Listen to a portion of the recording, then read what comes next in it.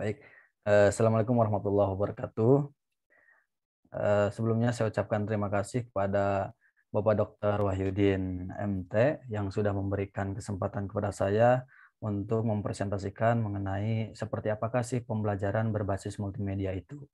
Nah, mudah-mudahan materi ini bisa saya sampaikan dengan baik dan mudah dipahami untuk kita semua bahwa pembelajaran berbasis multimedia yang harus kita lakukan itu seperti apa, khususnya kepada siswa atau siswi kita di sekolah, gitu ya. Oke, ini sebagai pendahuluannya bahwa kita berawal atau perubahan media pembelajaran itu seperti apa. Mungkin di era konvensional dulu kita sering melihat, bahkan kita mengalami sendiri gitu ya, bahwa pembelajaran itu masih menggunakan papan tulis seperti biasa. Bahkan guru itu tidak hanya harus punya keahlian di bidangnya, melainkan bidang lain juga harus dikuasai. Contohnya kalau misalkan saya ilustrasikan di gambar ini adalah mengenai guru pengajar matematik. Selain daripada dia harus menguasai matematikanya, dia juga harus menguasai jiwa seninya. Bagaimana cara dia mengajar matematika untuk dapat dipahami oleh siswanya dalam bentuk misalkan materinya berupa gambar kurva seperti ini. Nah, tentu ini harus mempunyai keahlian khusus gitu ya bagi guru tersebut, bagaimana cara menggambar yang baik dan bisa dimengerti oleh siswanya. Tetapi dengan seiring perkembangannya zaman gitu ya, perubahan media pembelajaran ini, ternyata di era digital berubah berubah menjadi lebih apa ya, lebih fleksibel, lebih mudah gitu ya. Di mana guru hanya tinggal menampilkan sebuah presentasi, baik itu menggunakan PowerPoint atau sejenisnya gitu ya, dan kita bisa langsung mengakses presentasi tersebut secara langsung menggunakan proyektor atau misalkan juga bisa langsung mengakses secara apa namanya, menggunakan handphone gitu ya. Nah, contohnya mungkin ini yang kita laksanakan sekarang juga adalah salah satu imbas dari adanya multimedia sebagai pembelajaran. Nah, apalagi di generasi yang sekarang ini abad ke-21, kita itu harus mempunyai 4 komponen atau 4C, yaitu creative, critical thinking, communication, dan collaboration. Nah, maka segala sesuatunya sekarang sudah serba dimudahkan, termasuk dalam hal dunia pendidikan juga. Kemudian kita harus mengetahui dulu sebelum apa sih pembelajaran multimedia berbasis multimedia itu. Nah, kita sebagaimana kita ketahui bahwa multimedia itu adalah berbagai jenis media, baik itu teks, suara, kemudian grafik, animasi maupun video, untuk menyampaikan informasi, kemudian ditambahkan elemen atau komponen interaktif lainnya. Nah, ini saya kutip dari Pak Munir ya, tahun 2012. Yang dari multimedia ini ada dua kategori. Yang pertama adalah multimedia linear, kemudian ada multimedia interaktif. Nah, dari kedua ini apa sih sebenarnya ya? Untuk multimedia linear itu adalah multimedia yang tidak dilengkapi dengan alat pengontrol apapun. Artinya tidak bisa dioperasikan oleh penggunanya, melainkan kita hanya mengikuti alur saja, yaitu berurutan. Nah, seperti halnya kita menonton TV atau menonton film di bioskop.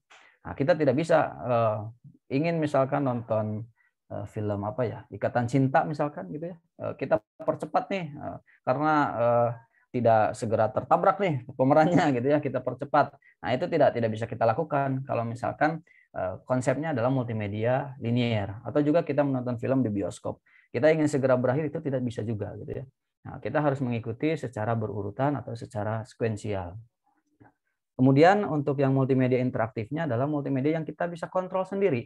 Artinya kita bisa atur sedemikian rupa bagaimana caranya kita mau loncat kemana, mau pindah kemana, itu silakan saja gimana kita ya. Nah, ini contohnya adalah multimedia pembelajaran interaktif. Jika di HTML5 mungkin ada apa ya, H5P gitu ya. Jadi ada semacam apa namanya, pembelajaran yang seperti halnya kita akan melewati kuis-kuis. Nah, sebenarnya ada kuis yang harus dilewati dengan berurutan, ada juga kuis yang bisa kita lewati dari kuis 1 mau ke kuis 3 dan seterusnya gitu ya. Nah, kalau misalkan saya pernah baca sendiri sih di ada pembelajaran atau skripsi mahasiswa mahasiswa Ilkom juga gitu ya, bahwa judulnya itu pembelajaran ular tangga apa ya, media ular tangga untuk pembelajaran gitu ya. Nah, sehingga siswa tersebut dia bisa naik ke pembelajaran berikutnya ketika dia sudah menyelesaikan pembelajaran sebelumnya. Atau dia juga bisa naik ke pembelajaran yang lebih tingginya, melewati pembelajaran yang berikutnya gitu, karena dia sudah dianggap menguasai pembelajaran yang akan dilalui berikutnya itu gitu ya. Atau sebaliknya juga, nah, siswa tersebut bisa turun pembelajarannya lagi jika memang dirasa perlu diperbaiki atau ternyata ada materi yang belum dikuasai. Nah, mungkin itu juga salah satu termasuk contoh dari multimedia interaktif. Nah, kemudian untuk pembelajaran sendiri, ini adalah kita bagi dua misalkan gitu ya. Maksudnya belajar itu apa sih? Belajar itu adalah kegiatan yang dilakukan seseorang untuk mencapai kompetensi yang diinginkan. Nah, kalau pembelajarannya sendiri adalah proses yang sengaja kita rancang untuk menciptakan terjadinya aktivitas belajar.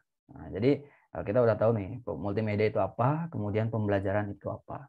Nah, yang selanjutnya, jadi kita simpulkan bahwa multimedia pembelajaran itu adalah gabungan antara teks, kemudian gambar, video, animasi atau sejenisnya yang menggunakan bantuan komputer sehingga mencapai suatu tujuan untuk pembelajaran dan dapat berinteraksi untuk si penggunanya.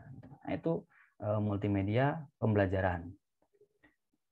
Kemudian manfaat dari multimedia itu untuk apa? Yang pertama, nah kita perlu akui bahwa dengan adanya multimedia, apa yang tadinya sifatnya itu bendanya besar, nah, itu bisa dengan mudah kita lihat gitu ya. Atau bisa juga yang sifat bendanya itu kecil, kita juga bisa mudah lihat dengan adanya multimedia. Contohnya seperti halnya kuman. Nah, kita kan nggak tahu sebelumnya bahwa kuman itu seperti apa, bakteri itu seperti apa. Dengan adanya multimedia, pembelajaran berbasis multimedia, kita jadi tahu, oh ya ini kuman itu seperti ini, oh bakteri itu seperti ini. Nah, kemudian juga bisa menyajikan benda atau peristiwa yang kompleks atau rumit dan berlangsung cepat atau lambat. Nah, seperti halnya sistem tubuh manusia, ya, peredaran darah. Sekarang kita lebih mudah ya bisa melihat itu gitu ya untuk mahasiswa kedokteran dan lain sebagainya, kita bisa lebih tahu. Nah, beda dengan zaman dulu mungkin. Nah, itu dengan adanya manfaat multimedia. Kemudian yang berikutnya, ada menyajikan benda atau peristiwa yang berbahaya. Nah, ini juga sama gitu ya. Kita tidak perlu lagi sekarang melihat atau datang ke gunung berapi untuk melihat letusan itu. Nah, dengan adanya multimedia, letusannya satu kali, kemudian kita bisa berulang-ulang kepada generasi-generasi kita bahwa pernah ada terjadi letusan di Gunung X misalkan dengan kejadian seperti ini. Nah, itu manfaat lain dari multimedia. Kemudian memperkecil benda yang sangat besar seperti halnya gajah mungkin atau struktur anatomi hewan yang lebih besar lagi. Nah, itu dengan mudah sekarang kita bisa lakukan dengan adanya multimedia. Kemudian menyajikan benda atau peristiwa yang jauh. Ini juga sama gitu ya, seperti halnya melihat bulan, bintang, dan lain sebagainya. Nah, sehingga dari semua ini menjadi suatu daya tarik tersendiri kepada siswa. Nah, kalau yang dulu kita belajar itu sebenarnya lebih kepada imajinasi, nah, kira-kira benda itu seperti apa ya, bulan itu seperti apa ya, misalkan di bulan itu ada apa aja ya. Nah, kemudian gunung berapi itu kalau meletus seperti apa ya? Hanya melihat dari kejauhan mungkin bagi yang dekat dengan gunung. Nah, kalau yang tidak mungkin hanya berimajinasi saja tanpa adanya ilustrasi-ilustrasi yang menarik bagi siswa. Nah, itu beberapa manfaat daripada multimedia. Nah, kemudian karakteristik multimedia. Nah, yang pertama memiliki lebih dari satu media yang konvergen.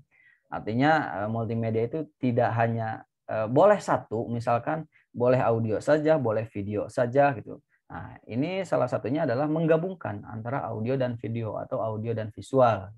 Kemudian bersifat interaktif dalam pengertian memiliki kemampuan untuk mengakomodasi respon pengguna dan bersifat mandiri. Artinya kita bisa mengatur sendiri tanpa bimbingan orang lain. Nah, dengan adanya pembelajaran interaktif, sebenarnya kita bisa melakukan belajar sendiri di rumah tanpa harus ada gurunya. Walaupun sebenarnya perlu bimbingan juga gitu ya dari gurunya, tetapi untuk hal-hal tertentu tanpa ada guru pun itu bisa. Ya, mungkin kita bisa belajar di YouTube, misalnya bagaimana cara flashing HP, kemudian bagaimana cara membuat presentasi yang baik dan benar dan lain sebagainya. Itu bisa dilakukan. Yang selanjutnya, ini ada fungsi multimedia. Yang pertama, mampu memperkuat respon pengguna secepat dan sesering mungkin.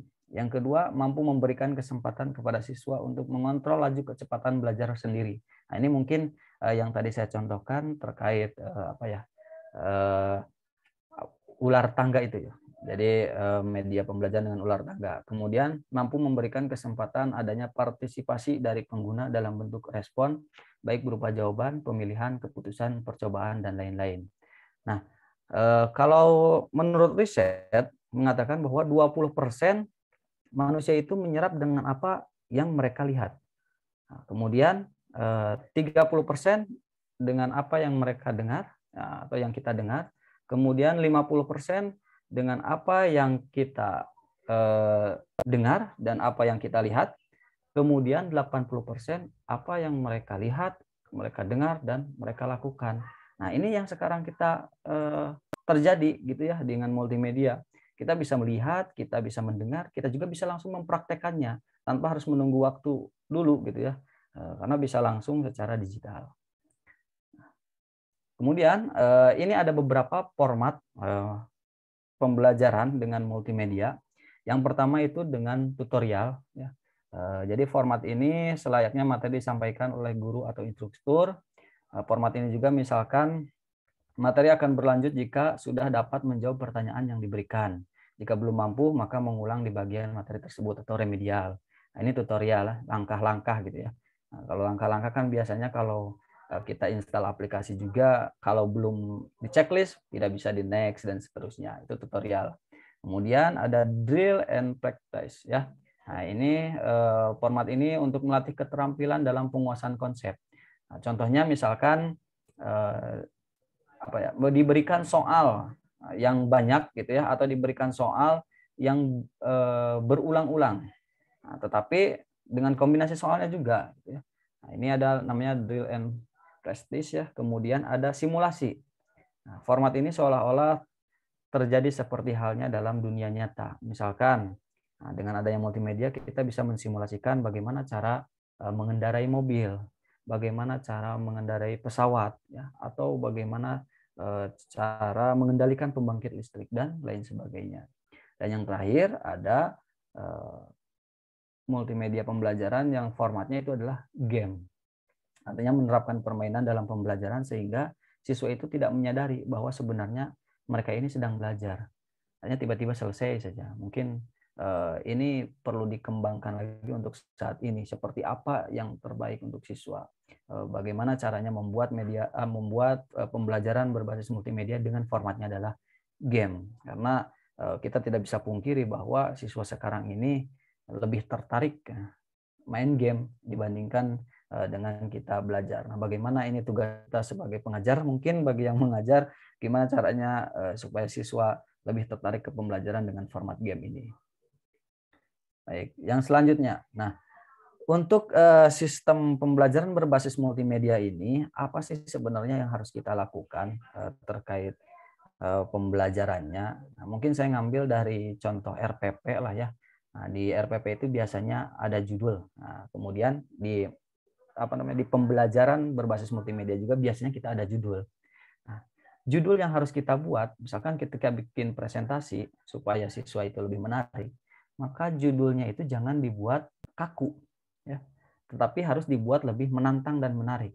Nah, contoh yang kurang baik misalkan kita ambil judul Tata Surya. Nah, ini mungkin agak kurang baik ketika kita melakukan pembelajaran berbasis multimedia, karena seolah-olah kaku bahasanya. Udah tata surya selesai gitu kan. Atau misal biaya penerimaan dan rugi laba integral. Nah, kesana menakutkan gitu ya si judulnya itu. Nah, maka ada beberapa contoh alternatif yang baik itu seperti apa. Kalau misalkan judulnya tentang tata surya, maka kita buat judulnya berubah menjadi seperti apakah keadaan di luar angkasa. Nah, sehingga timbul jadi ke siswa itu suatu ketertarikan. Oh, ada apa ya di luar angkasa gitu kan. Dibandingkan dengan tata surya. Udah selesai gitu kan. Nah, jadi dengan pertanyaan-pertanyaan seperti ini. Kemudian yang berikutnya, tujuan pembelajarannya.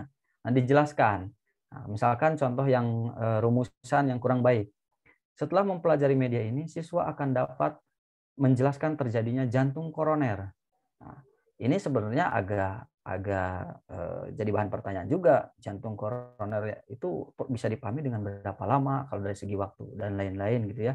Nah, ada rumusan yang lebih mendetail, artinya ke siswa itu dia tahu, oh hanya dengan 15 menit kita bisa tahu jantung apa sih namanya, hal-hal yang menyebabkan terjadinya jantung koroner itu. Nah, berarti siswa kan sudah tahu, oh nggak usah lama-lama nih, berarti jantung koroner itu mudah.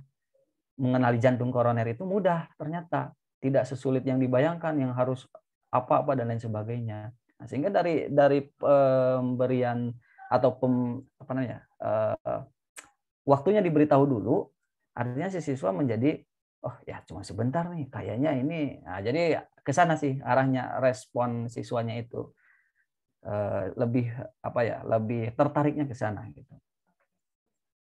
Kemudian di kegiatan awal pembelajaran juga sama ya. Lebih ke contoh yang baiknya itu siswa itu selalu ditanya. Jadi tidak hanya kalimat pernyataan ya. Selamat datang dalam software pembelajaran matematika. Nah, jadi dimasukkan hal-hal yang dunia kita ke dalam kegiatan awal. Contohnya misalkan matematika ada di setiap sudut kehidupan kita. Bisakah kita membuktikannya? Nah, jadi sebenarnya setiap pertemuan itu di awal pembelajaran kita bentuknya pertanyaan-pertanyaan sehingga melatih siswa untuk mencari tahu ada apa nih, ada apa pelajaran apa nih gitu. Seperti itulah kira-kira. Kemudian uraian yang komunikatif. Kemudian uraian yang komunikatif ini adalah gunakan bahasa tepat sesuai dengan tingkat pengetahuan dan usia siswa. Artinya ketika kita mengajar anak SD, nah itu harus berbeda dengan anak SMP. Mungkin bahasa anak SD lebih ringan ya dibandingkan dengan anak SMP. Dan mungkin ini terjadi ke kita gitu ya. Ketika waktu sekolah sampai sekolah menengah, guru itu lebih menyampaikan ke kita lebih mendetail, lebih jelas gitu ya dibandingkan dengan saat kita kuliah. Ya, S1 mungkin atau bahkan sekarang S2. Kadang ngomong apa ya ini gitu ya, apa yang disampaikan oleh guru, oleh dosen kita misalkan. Kadang ada agak kebingungan ke sana. Tapi justru sebenarnya itu salah satu contoh uraian yang harus disampaikan sesuai dengan tingkat pengetahuan. Berbeda dengan siswa yang harus dijelaskan mendetail. Kalau misalkan sudah S1 dan S2 apalagi, mungkin hanya poin-poinnya saja yang diberikan. Kita yang mencari tahu.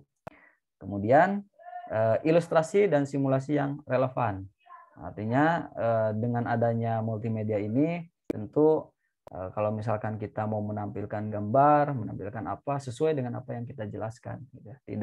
Tidak aneh-aneh, sesuai. Nah, dan yang berikutnya adalah latihan, tes, dan umpan balik kreatif. Nah, dengan adanya multimedia ini, kita banyak sekali latihan-latihan atau tes-tes yang bisa kita lakukan.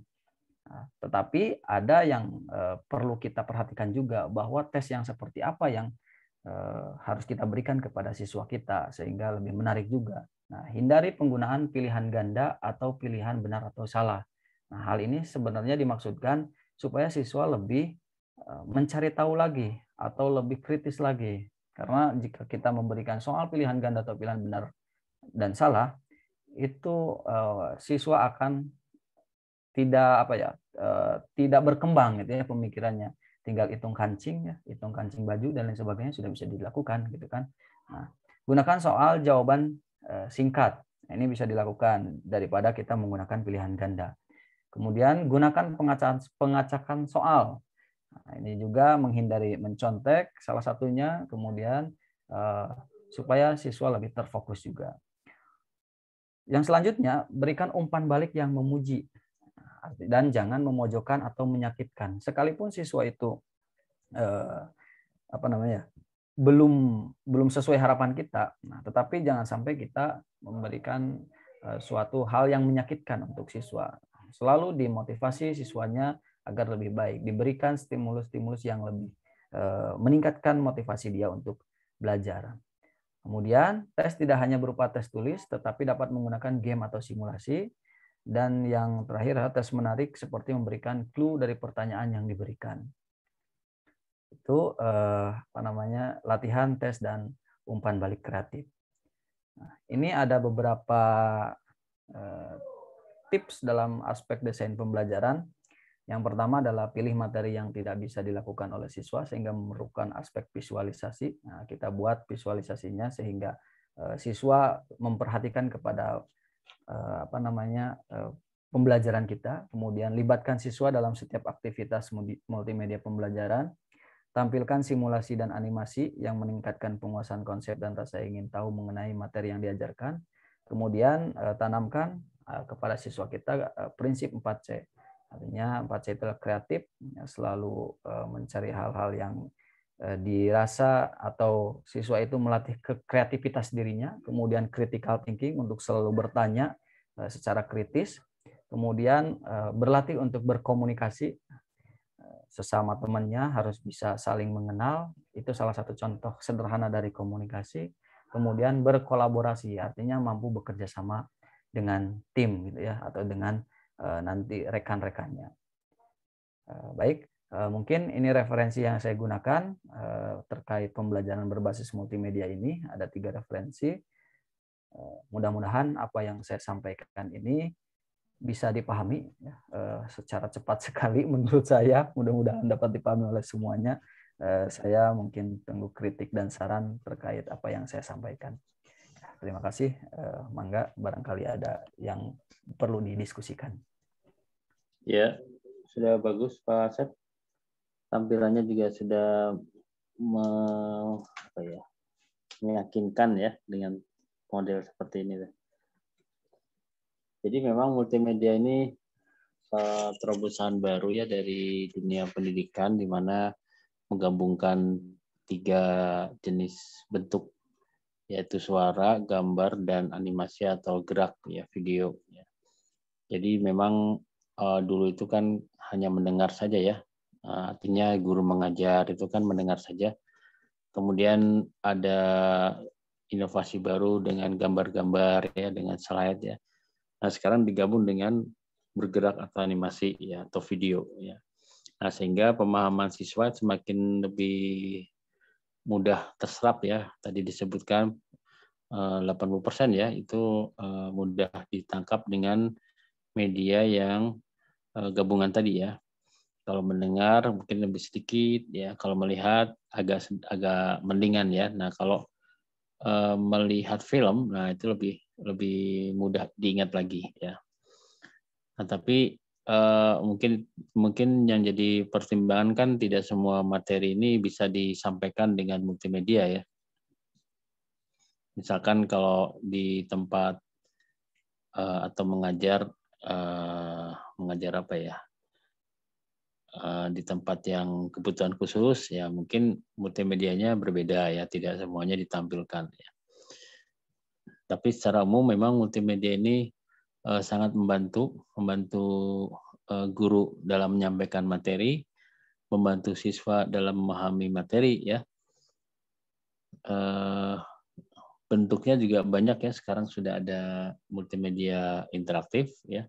Tadi sudah disebutkan multimedia interaktif, artinya ada timbal balik ya, ada ada respon ya, ada respon dari medianya juga ya. Nah, ini yang sekarang ini dikembangkan ya, seperti di ruang guru itu kan multimedianya kan interaktif ya. Kemudian di media-media pembelajaran yang lain juga seperti itu ya. Tapi kelemahannya apa nih? Bisa disebutkan nggak Pak Doni? Kelemahannya apa? Apa ya kelemahan? belum ini Pak, kelemahannya ya apa aja ya? Loh, biasanya ada kelemahannya. Apa kelemahan? Ada yang bisa memberikan pendapat? Mungkin tidak menyeluruh gitu Pak. Jadi tidak semua orang bisa mengakses multimedia itu, atau mungkin dari alat yang mahal dan lain sebagainya. Ya, kalau konsekuensi dari multimedia itu jelas infrastrukturnya harus disiapkan ya. Jadi kalau kita mau mengajar menggunakan multimedia, berarti kita harus bawa speaker aktif ya, kemudian membawa infokus ya, kemudian dibuat ruangan itu mendukung ya dengan kegiatan multimedia ya. Nah, itu memang konsekuensi logis ya. di mana kalau ingin menyampaikan materi dengan total ya, dengan secara utuh, ya resikonya pasti persiapan infrastrukturnya juga lebih besar ya. Kalau dari sisi ini, itu dari sisi apa ya, konsekuensi ya. Nah, kalau dari sisi pembelajaran ada nggak kelemahan menggunakan multimedia? Mungkin nggak semua anak itu paham dengan media.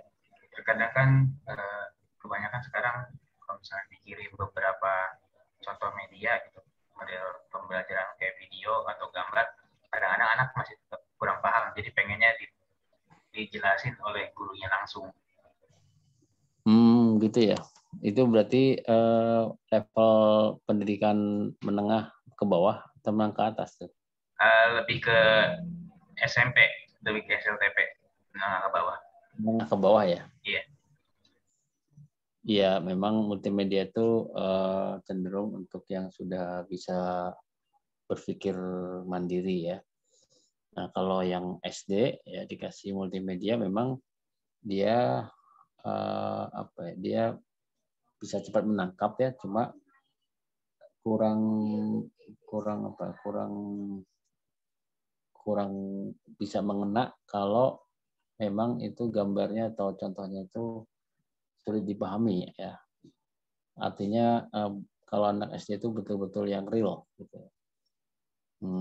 Multimedianya betul-betul yang real, bahkan cenderung ke animasi ya, cenderung ke gambar yang dia sukai ya, pakai anime gitu ya.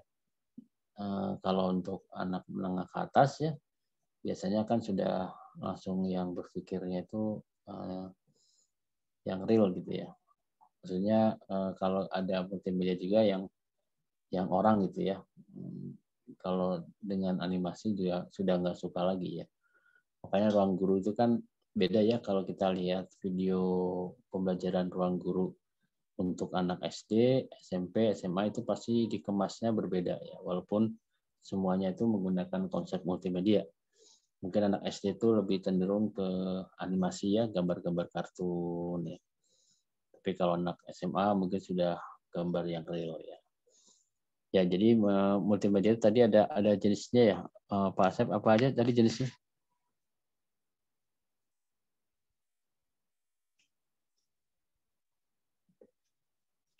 Jenis multimedia tadi apa aja? Itu di mute.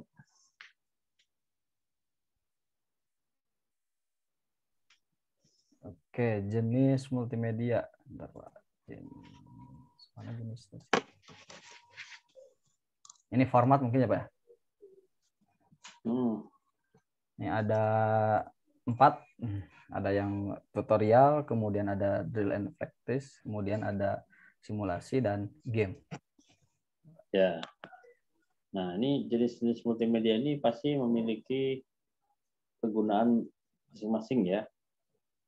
Misalkan kalau kita ingin mengajar yang membutuhkan keterampilan, ya outputnya atau sasarannya itu meningkatkan keterampilan, ya berarti pilih yang drill and practice ya, yang dikasih latihan terus menerus ya, digenjot istilahnya di apa ya, di seperti kalau kita lihat orang Cina itu kalau ingin bertanding itu betul-betul kerja keras itunya latihannya ya.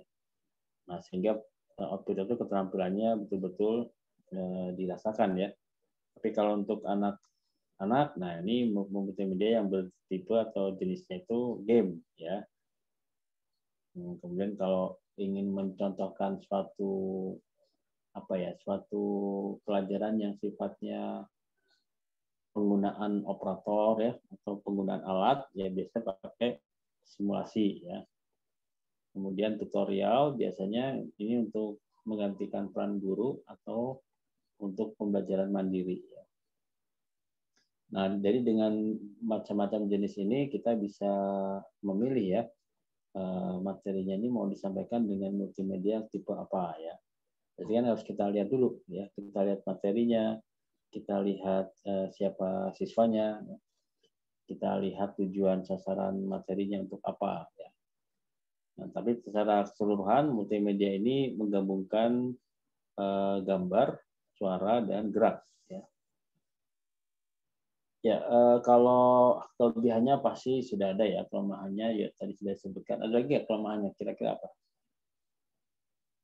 Paling mau nambahin sedikit Pak, mungkin yang ngebuat untuk ngebuatnya perlu effort lebih itu Pak.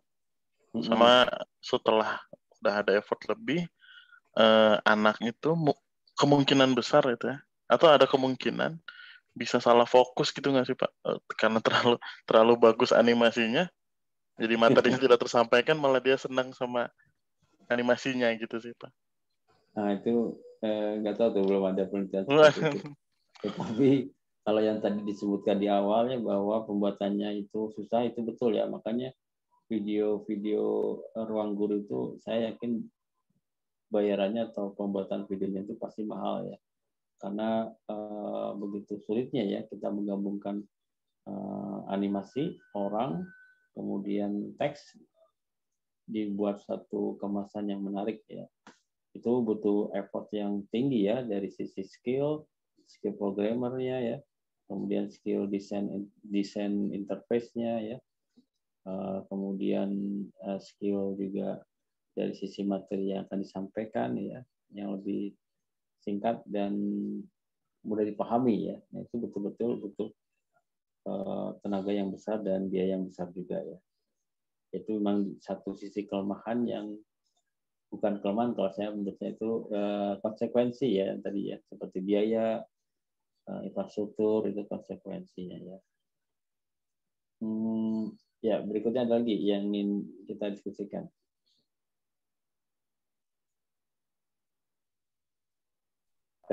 Ini Pak, kalau misalkan YouTube itu termasuk multimedia interaktif atau multimedia linear, Pak?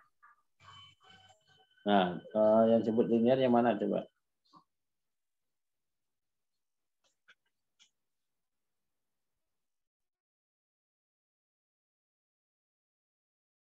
Ini kan kalau linear itu kita tidak bisa mengontrol apapun. Ya. Kalau interaktif itu ada, kita bisa mengontrolnya gitu. Nah, YouTube kita bisa mengontrolnya. Maksud mengontrol di sini kan agak ambigu tuh. Kalau YouTube kan kita bisa mengontrol pindah apa ya, skip, next dan lain sebagainya gitu ya. Kemudian kita bisa pindah ke akhir video misalkan. Nah, itu termasuk ke interaktif ataukah sama seperti halnya TV gitu ya. Nah, itu sih agak bingung sih. Yang disebut linear itu mungkin satu arah Pak Asep. Jadi multimedianya itu tidak bisa berinteraksi dengan kita ya, seperti tadi yang TV, film kan kita lihat film ya, kita nggak bisa ngasih informasi ke film itu ya, nggak bisa melakukan sesuatu misalkan misalkan interaktif itu seperti kita ingin menanya dijawab gitu ya. Kemudian ada respon gitu, ada aksi dan reaksi ya. Nah, kalau linear itu yang satu arah ya. Kita nonton berita ya dengerin aja berita gitu, karena nggak bisa bertanya di tengah-tengah, misalkan lagi berita ditanya gitu. Nah, itu yang disebut dengan linear, itu satu arah ya. Kalau interaktif itu dua arah ya. Dua arah itu artinya dari pemakainya bisa melakukan sesuatu terhadap multimedia itu ya, misalkan bertanya ya dijawab gitu. Kemudian misalkan kita mau setting suaranya ya, setting suara itu maksudnya gini, backsoundnya mau dimatikan, nah, itu langsung direspon ya. Tapi backsoundnya mau dikeraskan, itu direspon juga ya. Nah, itu interaktif ya, ada aksi ada reaksi ya. Kalau linear itu satu arah saja. Ya, kalau YouTube, nah pertanyaannya kalau YouTube berarti YouTube sama dengan kita nonton film kan? Iya, Pak. Ya. Nah, kalau YouTube itu sama dengan linear ya. Nah, yang interaktif yang seperti apa nih? Multimedia interaktif. Ini seperti apa? Mungkin di YouTube, tapi yang ininya Pak, fitur streaming mungkin Pak ya. Jadi, streaming ya. Kalau Ya streaming, menjelaskan langsung ada Q&A-nya gitu. Ada live ya chat-nya. streaming kan real time ya. Ada live chat-nya. Ya kalau streaming kan real time ya itu ya.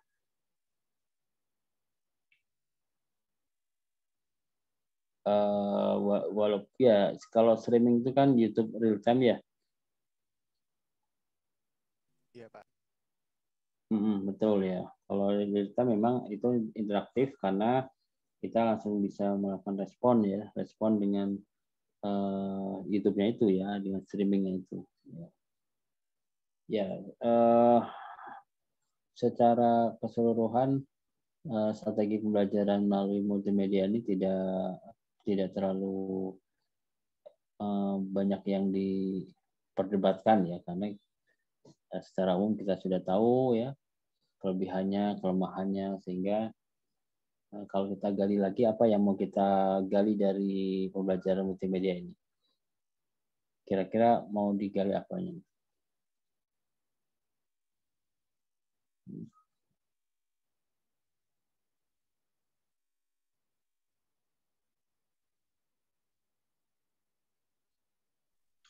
Mungkin ini Pak dari segi kan tadi saya ini konsekuensi effort gitu ya. Mungkin nanti yang digali itu kayak kita membuat dulu kayak semacam template gitu Pak. Jadi nanti misalnya untuk pelajaran ini udah ada template-nya, kita hanya tinggal masukin materi gitu untuk mengurangi effortnya itu tadi. Tapi tanpa mengurangi informasi yang akan disampaikan gitu Pak. Misalkan seperti apa? Misalkan ada satu mata pelajaran tentang kimia gitu. Nanti itu udah ada template-templatenya. Untuk kimia misalnya gambar botol dengan kode apa larutan apa gitu. Itu udah ada. Jadi kita hanya tinggal drag and drop gitu Pak. Jadi nggak perlu lagi buat botol dari awal lagi, warnanya gitu tuh. Kayak gitu sih saya mikirnya. Itu bisa nggak Pak? Jadi memang multimedia menggantikan ya istilahnya ya. Menggantikan ya.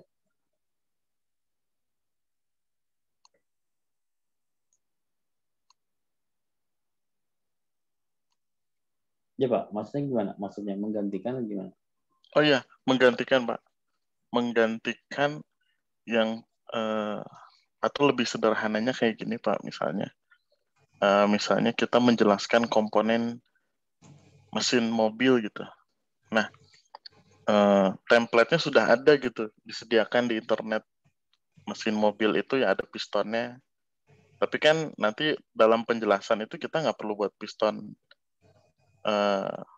piston satu-satu lagi. Kita hanya misalnya ini contoh mesin tiga silinder.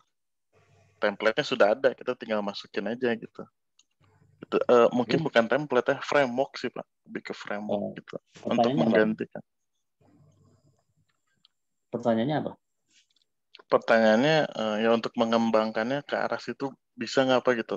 Kan tadi pertanyaan Bapak itu apa yang perlu dikembangkan gitu ya dari multimedia ini? Nah yang saya sih pertanyaannya. Berarti seorang programmer ini berpikir sudut pandangnya ke sana ya? Ya. Ke situnya. Bisa juga ini seperti apa ya? Seperti aplikasi Construct itu kan juga salah satu pengembangan multimedia ya, di mana yang membuat Construct itu menyediakan anime ya, menyediakan gerakan yang gampang atau mudah dibuat oleh pengguna aplikasi itu ya. Nah itu frameworknya kan sudah ada ya, template-nya sudah ada, sehingga pengguna aplikasi itu tinggal drag and drop aja. Kalau nggak salah di handphone juga ada ya aplikasi yang digunakan untuk membuat animasi ya, sehingga memudahkan pengguna itu untuk membuat multimedia ya. Nah, nanti kalau kacamata programmer kan bukan menghasilkan multimedia, tapi bagaimana membuat framework atau membuat tools ya, aplikasi yang bisa digunakan untuk membuat multimedia gitu ya. Iya, Pak. Nah, kalau orang informatika itu menciptakan apa ya, alatnya ya, tapi kalau pemakai itu kan menggunakan alatnya ya. Ya bisa juga seperti itu ya. Sebenarnya sudah banyak juga kan di aplikasi handphone juga sudah ada itu, bikin multimedia interaktif dengan menggunakan handphone ya. Ya masih keterbatasan dari sisi ininya, aset-asetnya ya masih terbatas ya.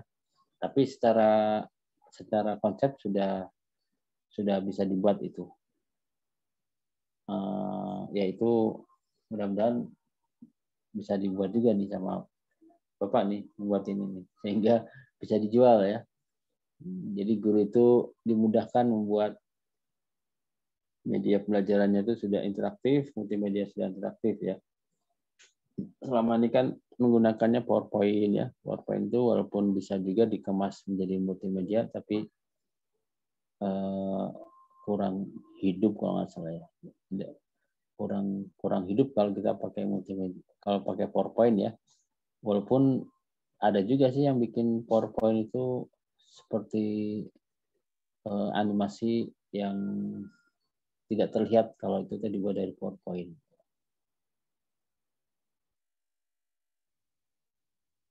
Ya, ada lagi yang disampaikan? Pak,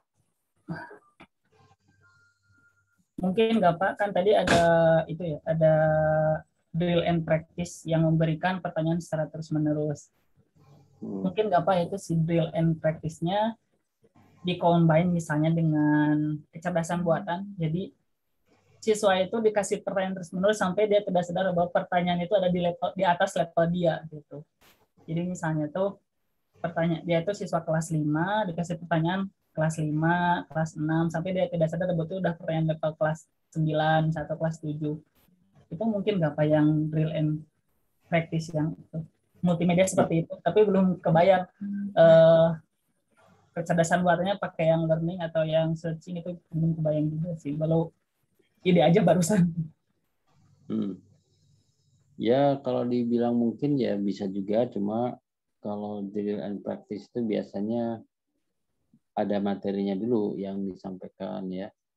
Yaitu di situ digenjotnya itu di latihan-latihannya ya. Jadi kalau konsep dasarnya itu sudah disampaikan dulu. Kemudian yang di drill dan praktisnya itu ya latihan-latihan ya. Seperti biasanya itu untuk lomba-lomba ya. Misalkan di sekolah Bapak Ibu ingin ada lomba pemrograman ya antar sekolah. Nah, itu maka dikasih latihan soal terus-menerus, Tapi kan konsepnya sama teorinya sudah disampaikan dahulu ya. Nah, kalau digunakan untuk menaikkan peringkat, misalkan kelas itu ya. Nah, pertanyaannya anak itu sudah disampaikan materinya enggak kalau dia ingin naik ke atas gitu. Ya. Itu yang dimaksud gimana Pak? Sudah sesuai yang ditanyakan atau masih belum kena? Berarti agak susah ya Pak implementasinya kalau misalnya untuk dicoba untuk naik level gitu pertanyaannya itu. Karena kan harus dijelaskan di awal. Kalau naik level itu biasanya sifatnya untuk naik level ini formal atau contohnya seperti apa? Kalau naik kelas kan formal ya, pendidikan formal.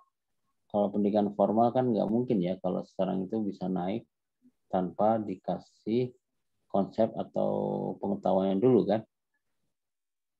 Tapi kalau yang disebut dengan naik level itu seperti permainan game ya, yang tidak ada konsepnya ya, misalkan kita bermain game catur ya. Nah, catur itu kan mungkin konsep awalnya kan di pertama-tama kan sudah tahu ya.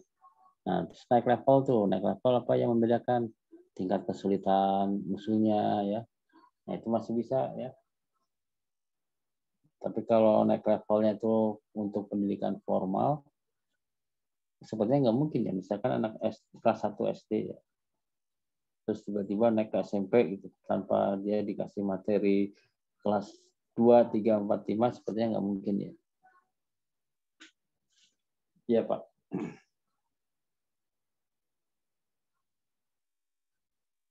Gimana Pak? Boleh nanya satu lagi Pak. Ya. Kalau yang drill and practice, kebetulan saya kebagian yang drill and practice. Jadi saya nanya itu terus. Kalau yang drill and practice itu, apakah harus selalu multimedia atau bisa yang tradisional misalnya, itu soalnya tidak harus dari multimedia gitu. Gimana Pak?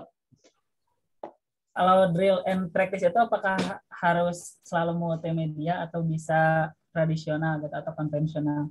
Misalkan yang gimana?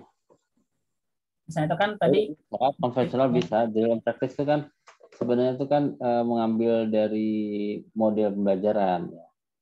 Model pembelajaran itu ada namanya drill and practice ya. Nah, kalau multimedia itu kan hanya wujudnya saja ya. Mungkin model pembelajarannya drill and practice ya, dikemas dalam bentuk multimedia gitu. Model pembelajarannya berbasis game, nah dikemas ke multimedia. Jadi drill and practice itu sebenarnya mengadopsi dari model pembelajaran. Gitu Pak. Jadi kalau konvensional, ya kalau konvensional berarti bukan multimedia. Itu namanya drill and practice konvensional ya, seperti latihan-latihan itu aja. Kalau mau lomba badminton ya, lomba kegiatan olahraga biasanya kan ada TC ya, training center ya.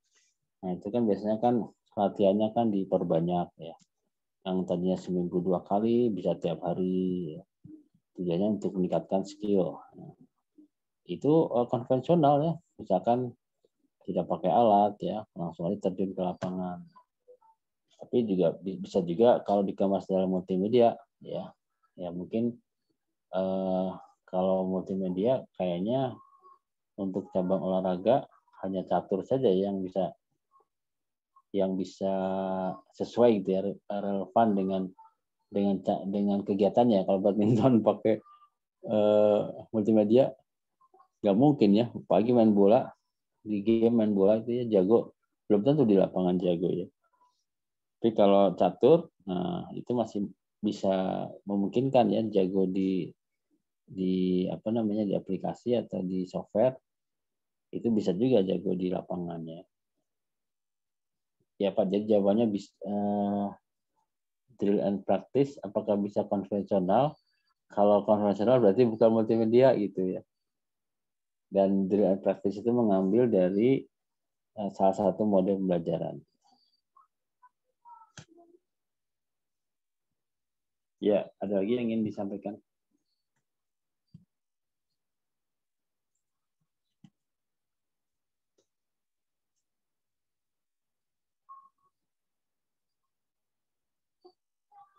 Cukup mungkin Pak. Nah, memang materi ini tuh tidak terlalu sulit ya, artinya secara umum itu mudah dipahami ya. Kemudian dari sisi pengetahuan juga banyak informasi yang didapat dari internet ya, dari luar ya. Yang paling penting buat kita itu konsepnya ya, konsep strategi pembelajaran multimedia itu seperti apa gitu.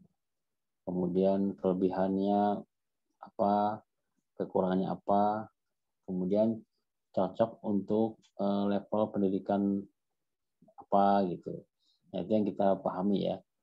Sehingga kalau nanti kita disuruh jadi guru atau disuruh ngajar, kemudian disuruh membuat multimedia, nah kita bisa tahu multimedia apa yang cocok ya. Jadi kan dari materi juga ya, materi yang ingin disampaikan, ya tujuan yang ingin dicapai itu juga harus jadi pertimbangan pilihan multimedia apa. Ya mungkin itu Bapak-Bapak yang kita diskusikan malam ini. Tidak harus selesai waktunya juga sih kalau memang materi bahasnya sudah paham dan tidak ada yang ingin kita diskusikan lagi, ya mungkin bisa lebih cepat kuliahnya ya. Jadi untuk selanjutnya disiapkan ya, yang belum maju, yang sudah maju berarti bisa mengambil pertemuan setelah UTS-nya. Ya. Baik, ada yang ingin disampaikan lagi? Ini hadir semua ya? Iya Pak, hadir semua. Ada 6 ya? Ya, 6 ya? Ya. Ya, baik Bapak-Bapak, sepertinya juga dari sisi materi sudah mulai dipahami ya. Kemudian dari sisi diskusinya juga sudah kita lakukan, dan kita anggap materi pembelajaran menggunakan multimedia sudah dipahami ya, sudah bisa kita mengerti, sehingga kita bisa cukupkan untuk kuliah hari ini. Sampai di sini dulu, minggu depan kita lanjutkan lagi. Saya belum membuat spot ya, nanti tinggal diklik aja Pak Asep ya. Ini belum sempat bikin pertemuan di spot ya. Oh iya, siap Pak, nanti saya cek. Ya, sepertinya juga sudah lelah nih Pak Softan, ini sudah lelah ya. Kayaknya sudah capek. Ngantuk terus. Baik Bapak-Bapak, terima kasih atas kehadirannya. Kita ketemu lagi minggu depan. Assalamualaikum warahmatullahi wabarakatuh. Waalaikumsalam. Waalaikumsalam warahmatullahi wabarakatuh. Terima kasih Pak. Terima kasih Pak. Ya, sama-sama.